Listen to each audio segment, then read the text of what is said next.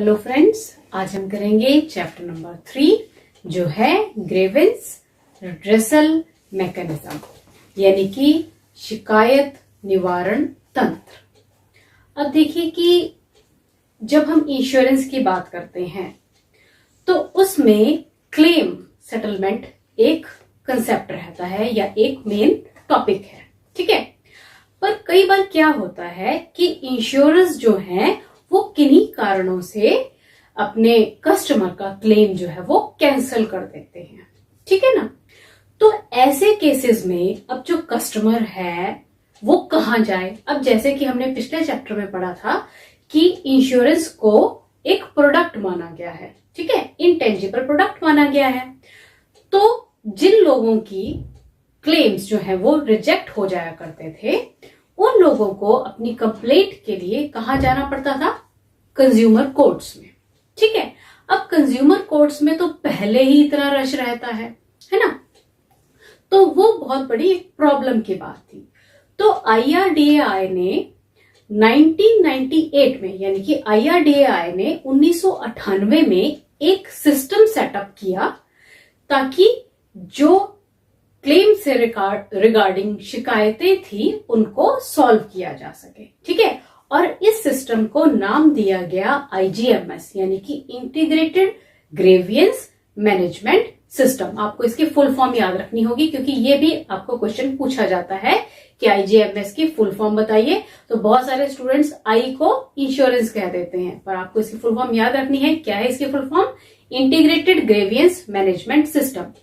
और इस सिस्टम के अंतर्गत एक स्पेशल कोर्ट्स जो हैं वो सेटअप किए गए जो कि स्पेशली इंश्योरेंस के केसेस को ही हैंडल करते हैं। अब इन स्पेशल कोर्ट्स को क्या कहा जाता है? इन्हें कहते हैं इंश्योरेंस ऑम्बड्समैन। और जैसे कि मैंने अभी आपको बताया ये कब शुरू हुए हैं? ये शुरू हुए हैं 1998 से, ठीक है। और इंश्योरेंस ऑम्बड्समैन को हम हिंदी में कहते हैं बीमा लोकपाल। आप लोगों ने सुना भी होगा, ठीक है।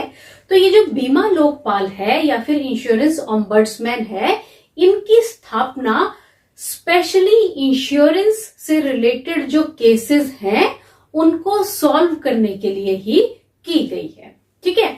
तो ये मेनली एक मीडिएटर या फिर एक काउंसलर का रोल प्ले करते हैं ताकि जो इंश्योरर और इंश्योर्ड के बीच की डिस्प्यूट्स हैं, प्रॉब्लम्स हैं, उनको शांतिपूर्वक ढंग से सॉल्व किया जा सके, ठीक है। तो मेनली जो इंश्योरेंस ऑम्बड्समैन है ये क्या हुआ?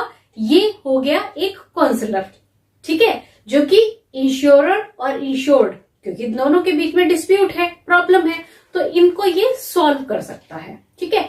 अब ये तो बात हुई किसकी? इंश्योरेंस ऑम्बड्समैन की। अब इंश्योरेंस ऑम्बड्समैन से रिलेटेड जो है 5-6 क्वेश्चंस बनते हैं, है ना। अब मैं आपको 5-6 बातें बताऊंगी जो कि आपको ध्यान रखनी है जिससे कि आपके इंश्योरेंस ऑम्बड्समैन से रिलेटेड जितने भी क्वेश्चंस आएंगे वो सारे सही हो जाएंगे, ठीक है। तो सबसे पहली बात आपको याद रखनी है वो है कि इंश्योरेंस ऑम्बड्समैन में अगर कोई कंप्लेंट करनी है तो वहां पे हमें कोई भी फीस नहीं देनी पड़ती है, यानी कि वहां पे कंप्लेंट करने के लिए कोई भी फीस नहीं है। सेकंड बात जो आपको याद रखनी है वो ये है कि यहां कंप्लेंट करने के लिए सिंपली एक प्लेन पेपर पर राइटिंग में अपनी कंप्लेंट को दिया जा सकता है, ठीक है। तीसरी बात जो है आपको ध्यान रखनी है कि कोई भी जो कंप्लेंट करना चाहता है अपने इंश्योरेंस के अगेंस्ट तो वो बंदा जाके पर्सनली अपनी कंप्लेंट कर सकता है, ठीक है।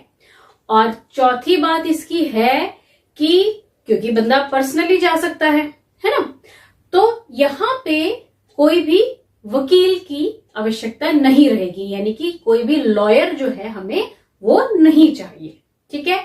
अब इसकी जो 5वीं बात है वो ये कि टाइम लिमिट क्या है, कि क्या टाइम लिमिट रहता है जिसके विद इन जाके हम इंश्योरेंस ऑम्बड्समैन में कंप्लेंट कर सकते हैं। तो वो आपको ध्यान देना है कि जब से आपका इंश्योरर ने जो क्लेम है या कंप्लेंट है उसको माना नहीं है या रिजेक्ट किया है उसके 1 साल का टाइम आपके पास रहता है कि आप विद इन 1 ईयर जो है जाके अपनी कंप्लेंट इंश्योरेंस ऑम्बड्समैन में कर सकते हैं। ठीक है, और लास्ट इसके बाद जो आपको याद रखनी है वो ये है कि जो ये कंप्लेंट है इंश्योरेंस ऑम्बड्समैन में, वो हम प्राइवेट इंश्योरर के अगेंस्ट भी कर सकते हैं और गवर्नमेंट इंश्योरर के अगेंस्ट भी कर सकते हैं। तो देखिए, मैंने आपको 6 बातें बताई और इनसे आपके 6 क्वेश्चन जो है वो बन जाते हैं। ठीक है, अब देखिए कि जो इंश्योरेंस ऑम्बड्समैन है ये तो एक काउंसलर का काम करता है, एक मीडिएटर का काम करता है, ताकि पीसफुली जो डिस्प्यूट है इंश्योरर और इंश्योर्ड के बीच में उसको सेटल किया जा सके। पर अगर ये डिस्प्यूट सेटल ना हो तो हम आगे इसको जुडिशियली भी सॉल्व कर सकते हैं। ठीक है, तो जुडिशियल लेवल पे जाने के लिए इसके 3 लेवल सेट किए गए हैं। ठीक है ना, अब वो आपको ध्यान रखना है क्योंकि इन तीनों लेवल्स वाले जो क्वेश्चन है वो 3 क्वेश्चन आपके आते हैं, जिनमें से कोई भी एक आपको आ जाता है और आपका जो है वो सही हो जाएगा। बिल्कुल ध्यान से सुनना है मैं क्या बता रही हूं, है ना। अब इसमें आपने सबसे पहली बात जो ध्यान में रखनी है वो ये है कि अगर जो क्लेम कंपनसेशन है उसका अमाउंट अप टू 20 लाख है, यानी कि जो क्लेम कंपनसेशन है उसका अमाउंट कितना है, 20 लाख रुपए तक का है, तो आप कहां कंप्लेंट कर सकते हैं, बिल्कुल आपने उसके लिए कंप्लेंट करनी है इन द डिस्ट्रिक्ट फोरम। ठीक है, याद रहेगा। अच्छा, अब आपकी बात आई, सेकंड बात जो आपने ध्यान रखनी है वो ये है कि अगर क्लेम कंपनसेशन का अमाउंट है बिटवीन 20 लाख टू 1 करोड़, यानी कि 20 लाख से 1 करोड़ तक का अगर कंपनसेशन है, तो आप जो है फिर कहां पे अप्लाई करेंगे, स्टेट कमीशन में। ठीक है, ठीक है ना। अच्छा, नेक्स्ट आ जाइए, अगर जो क्लेम कंपनसेशन है वो है 1 करोड़ से अबव, ठीक है, तो आपको जो कंप्लेंट करनी होगी वो करनी होगी नेशनल कमीशन में। अब इनको तीनों को आपने अमाउंट वाइज याद रखना है, यानी कि अगर तो कंपनसेशन है कितने तक का, 20 लाख रुपए तक का है, तो आप डिस्ट्रिक्ट फोरम में करेंगे अप्लाई। ठीक है, और अगर ये है 20 लाख से 1 करोड़ तक का, तो आप करेंगे स्टेट कमीशन में। ठीक है, और अगर ये है 1 करोड़ या उससे ज्यादा का, तो कंप्लेंट कहां होगी, नेशनल कमीशन में। ठीक है, क्लियर है ये। Self examination practice questions. So first question is, expand the term IGMS. So IGMS की फुल फॉर्म जो मैंने अभी आपको बताई क्या होती है, इंटीग्रेटेड ग्रीवेंस मैनेजमेंट सिस्टम। तो बिल्कुल सही, इसका जो सही आंसर है वो ऑप्शन नंबर सी है। Now move to the next question. Which of the below consumer grievance redressal agency would handle consumer disputes amounting between 20 lakhs to 100 lakhs? So बताइए इसका सही आंसर क्या है, district forum, state commission, national commission और जिला परिषद। तो इसका सही आंसर बिल्कुल सही ये होगा स्टेट कमीशन, यानी कि option number B. Next question is, which among the following cannot form the basis for valid consumer complaint? अब ये क्वेश्चन कहता है कि अगर हमें कंज्यूमर कंप्लेंट करनी है तो इनमें से कौन सी सही वजह नहीं होगी। So option number A, shopkeeper charging a price above MRP for a product, यानी कि दुकानदार ने आपसे MRP से ज्यादा प्राइस लिया है। Option B, shopkeeper not advising the customer on the best product in the category, यानी कि दुकानदार ने हमें एक अच्छे प्रोडक्ट के लिए सलाह नहीं दी है। Option C, allergy warning is not provided on the drug bottle, यानी कि दवाई की बोतल पे एलर्जी की वार्निंग नहीं दी गई थी। ऑप्शन नंबर डी है फॉल्टी प्रोडक्ट, यानी कि जो प्रोडक्ट आपने खरीदा वो खराब था। तो हाँ जी, इसमें बताइए कौन सी इसमें से ऐसी बात है जिसे हम कंज्यूमर कंप्लेंट करने की सही वजह नहीं मान सकते? तो बिल्कुल सही, इसकी सही वजह है बी, क्योंकि अगर हमें दुकानदार एडवाइस नहीं कर रहा है कि कौन सा प्रोडक्ट अच्छा है, तो इस कारण से हम उसकी कंप्लेंट नहीं कर सकते हैं। Now move to the next question, जो है which of the below will be the most appropriate option for consumer to lodge an insurance policy related complaint?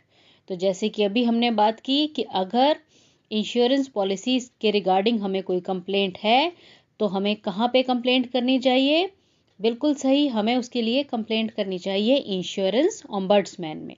तो इसमें जो ऑप्शंस दी हैं देखिए, police, supreme court, insurance ombudsman और district court. तो बिल्कुल सही, इसका जो सही ऑप्शन है वो है ऑप्शन सी, इंश्योरेंस ओम्बड्समैन। ठीक है, चलिए अब जो नेक्स्ट क्वेश्चन है वो कह रहा है which of the below statement is correct with regard to territorial jurisdiction of insurance ombudsman. यानी कि आपको नीचे दी गई ऑप्शंस में से सही ऑप्शन बतानी है जो कि इंश्योरेंस ओम्बड्समैन की क्षेत्रीय सीमाओं को बताता है।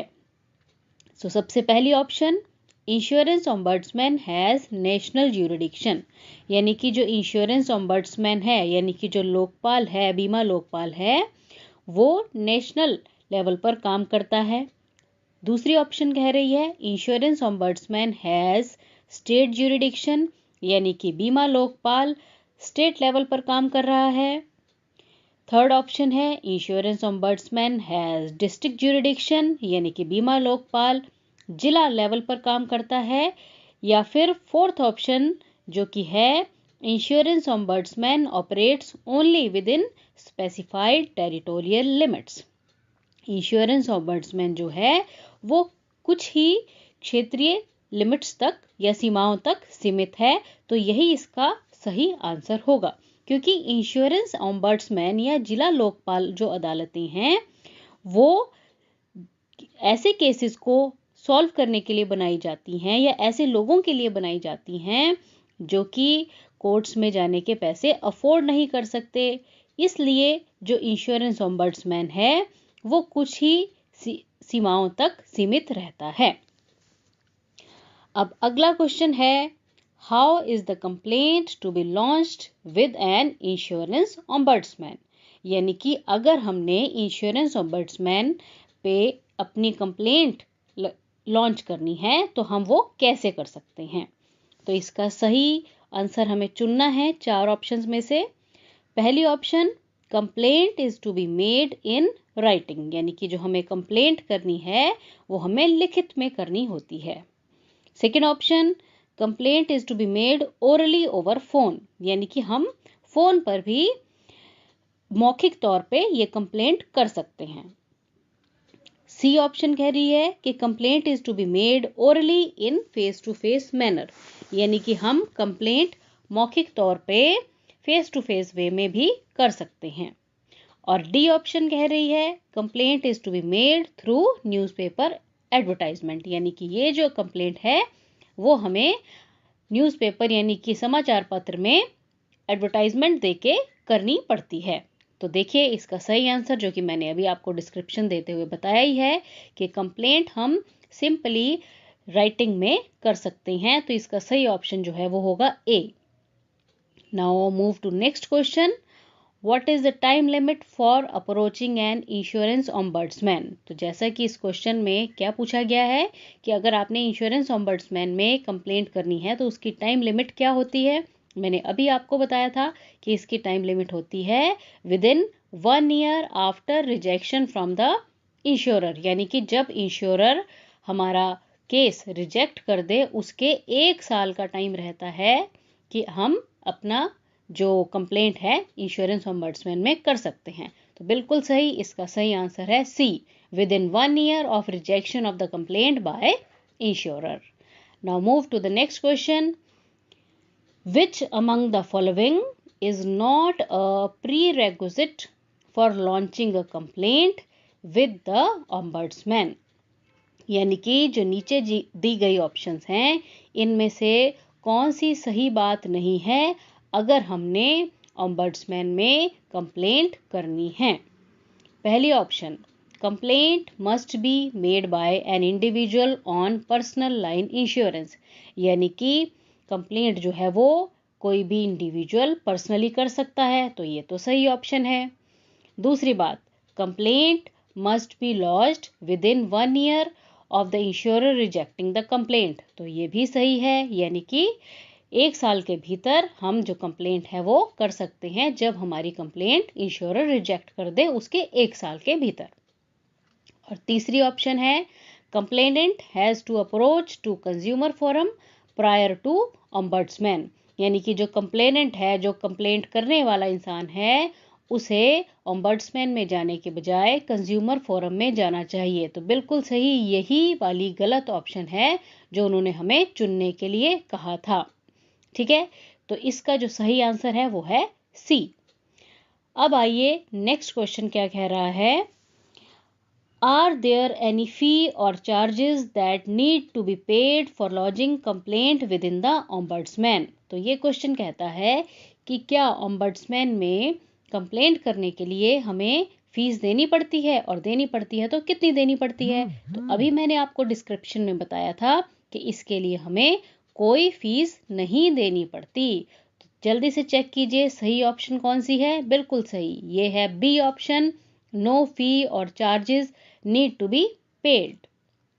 Now move to next question, can a complaint be launched against a private insurer, कि क्या हम एक प्राइवेट इंश्योरर कंपनी के खिलाफ भी कंप्लेंट कर सकते हैं। तो इसका आंसर भी अभी हमने डिस्क्रिप्शन में पढ़ा था कि हाँ जी, जो कंप्लेंट है वो चाहे सरकारी इंश्योरर है चाहे प्राइवेट इंश्योरर है, किसी के भी खिलाफ ओम्बड्समैन में की जा सकती है। तो इसका सही